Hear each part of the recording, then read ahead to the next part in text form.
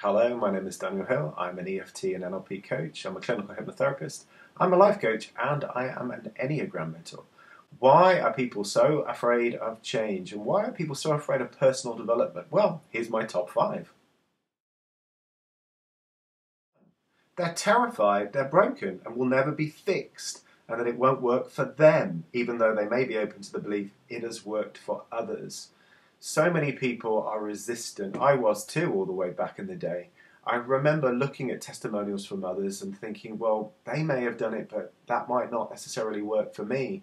And there is a fear of actually changing because then you may lose yourself. There was a post that I put on social media recently that got quite a bit of attention, and that said, the wonderful thing about personal development is that you lose who you once were. But paradoxically, this is the reason why people are afraid of getting into it. You keep the good stuff, you let go of the bad stuff. It's about letting go of your ego, your shadow, your fears, the stuff that holds you back, but you keep who you are. There's nothing fake about me. I'm more real and more authentic than I've ever been because I'm not afraid. I'm much more in my heart. And before, it was all about being in my head. They think that it will be just too expensive. And that's because they've based their reality on counselling or psychotherapy, which can last absolutely years. Now, you can get into coaching and you can have years of coaching. I sometimes work with people who are extraordinarily successful, but it's not that they need it, they benefit from it because it's just about expanding comfort zones. Where people come where they need it, as in terms of therapy, generally with non-chronic issues, I see people for just 5 sessions. Occasionally it might be 2 packages, so that would be 10 sessions over the course of a year. But generally people don't come for that long. Because it's about mastering your mind, which I do with using the Enneagram, and learning to master your state, learning to master your emotional well-being, which you can do with EFT, NLP, and a host of other tools that I use. You can then go and coach yourself. So I really coach others to coach themselves. It's not expensive when you think about paying that for the course of your lifetime to have those tools available to you.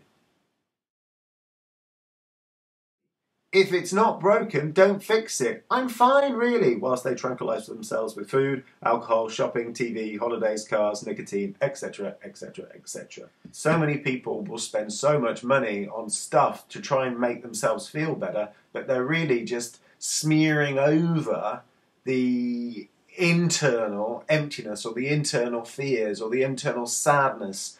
There's something internal that's not quite right, and the only way they feel that they can make themselves better is getting stuff on the outside, but it doesn't quite work. This is much more cost effective because when you go and work on the inside, it's working on doing an inside job, and if you get the inside right, guess what? The outer manifests easily and more effortlessly to you, and the things that you get are cherries on top of cakes or icing on top of cakes. It's nice, but you're not so addicted and holding on to it in a way where you're in that fear place because you've aligned your energy into being much more at ease and at one, and life is good.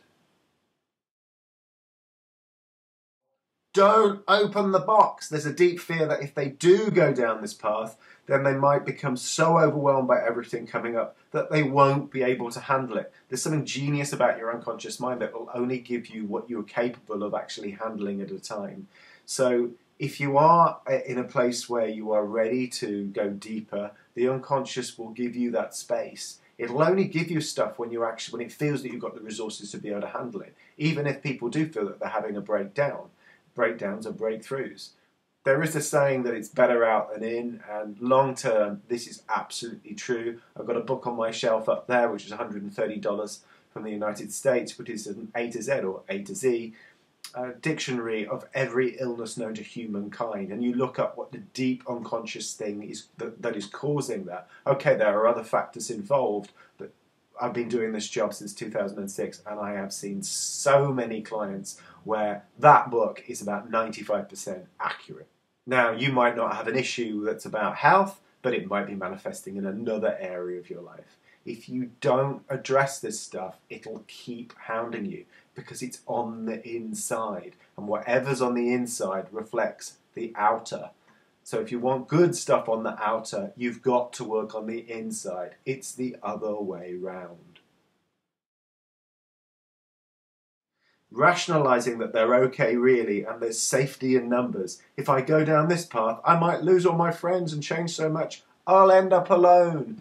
Of course, that's a fear of change, but the reality is you're just going to become more honest with yourself, more true, more happy, more peaceful. And those around you, you might actually start to think that you might not like to be around them because they might be too anxious, they might be too unhappy. So it's more of a trust in the process and in life. People don't always change that much that they totally abandon those around them or others abandon them.